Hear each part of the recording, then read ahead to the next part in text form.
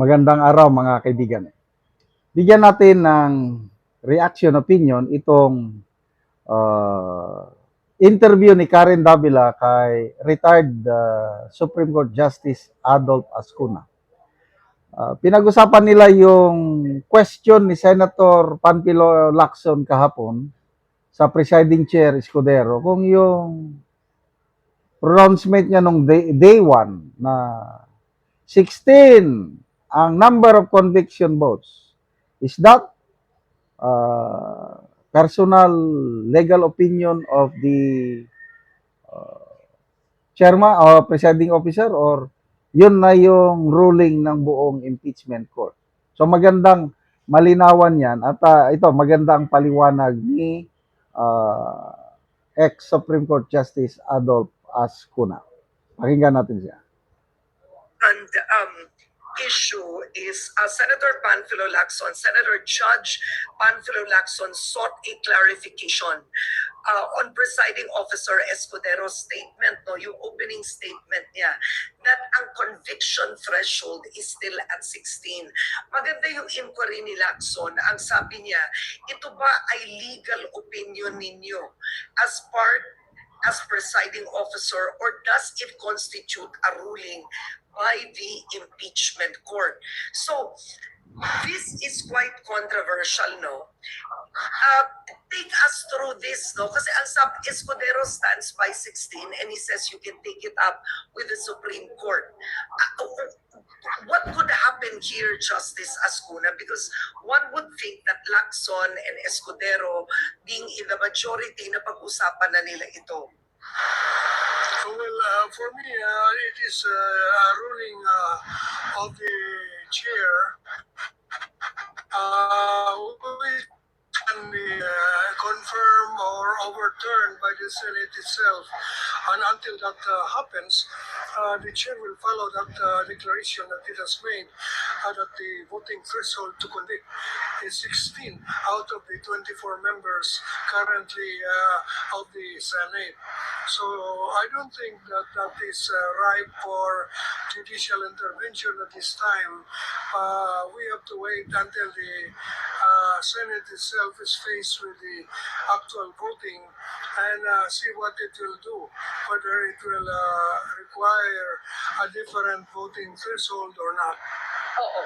Pero yung tanong ni Senator Judge Panfilo Lacson to Escudero, was your statement a matter of legal opinion on your part as presiding officer, or does it constitute a ruling by the impeachment court?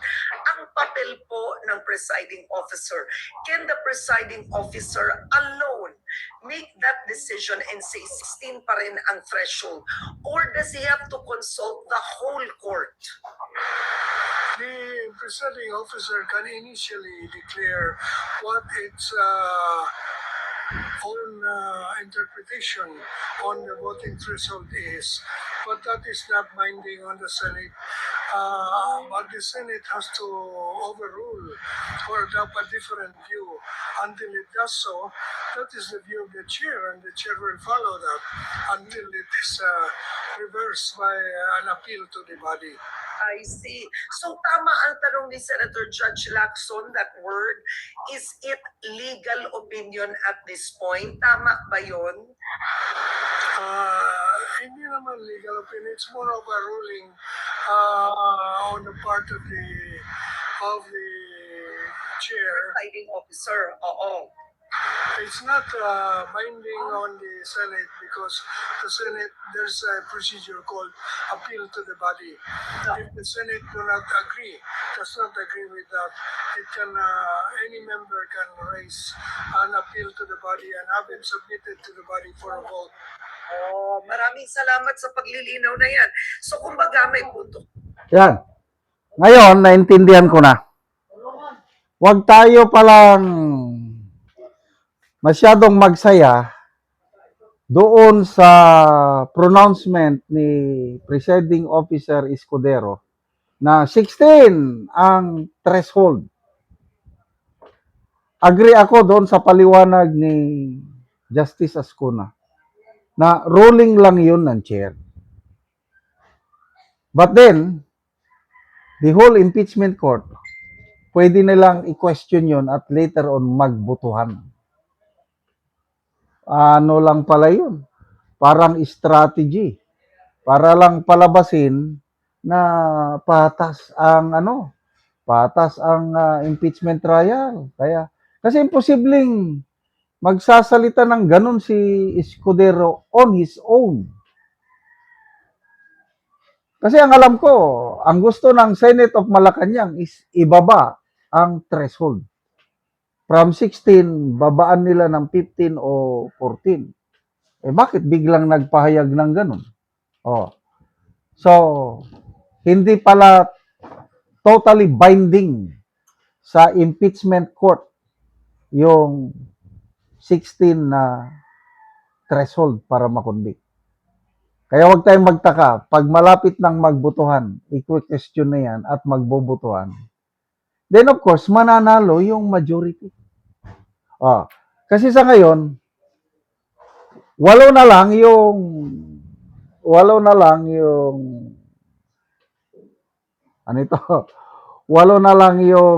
minority. -3 na sila nakakulong na si Marcoleta.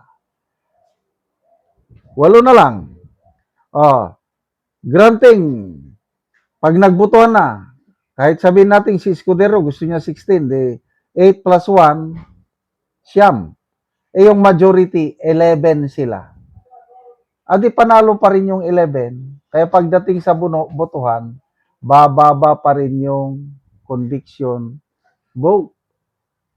So the most na maipababa nila is magiging 14.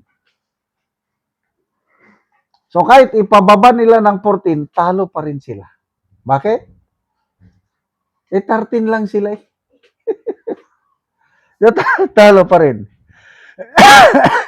Plus, tingin ko si Senator Zubiri, palagi kong sinasabi ito, hindi yan boboto, sa tingin ko lang, opinion ko lang, hindi yan boboto ng conviction. Ang boto ni Senator Zubiri, it can either be abstention or acquittal. Kaya hindi nila kayang abutin ng 14. Kaya panalo pa rin si VP Sara. Salamat mga kaibigan sa inyong pagsubaybay sa channel na ito. Nakakatulong kayo ng malaki sa tribong Talandig ng Bukidnon dahil ang income natin sa channel na ito is pantulong sa tribo. Namimigay tayo ng libreng yero at pako para makapagpatayo sila ng mas maayos na tirahan. Panoorin nyo ang video na ito. Na anak ko dire sa balay ni Karen Ngaso nga taga Barangay Tikalaan, Purok 3 San Alahay, Talakag Bukidnon. So mao na ni ang itsura og kadako sa buslot sa iyang yero.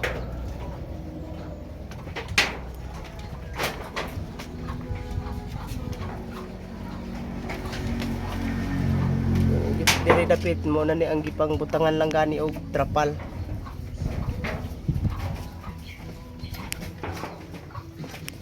Sugi pang susugluhan lang gani ang uban.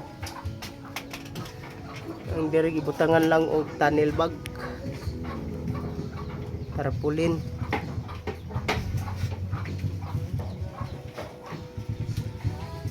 So mo na ni ang itsura sa ilang higdaanan. O mo na ni ang gitabang nga ero nga napulo kabuk nga digis kataas.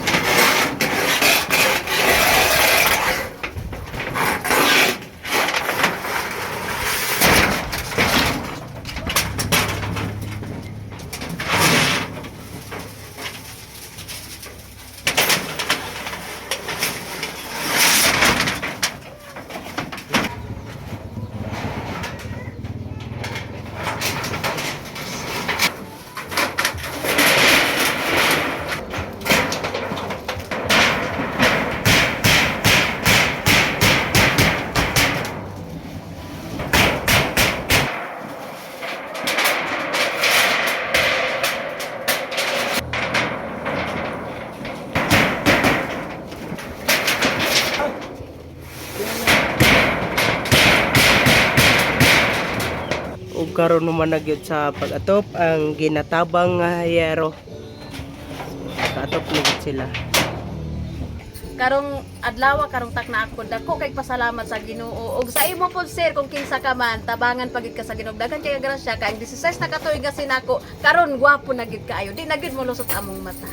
Salamat gid kaayo. Salamat gid kaayo sa Ginoo ug sa nagtabang po sa sir. Unta sa tanang panahon ang pagkamalipayos di pamilya nimo ug maayong panglawas kanunay naa di ani.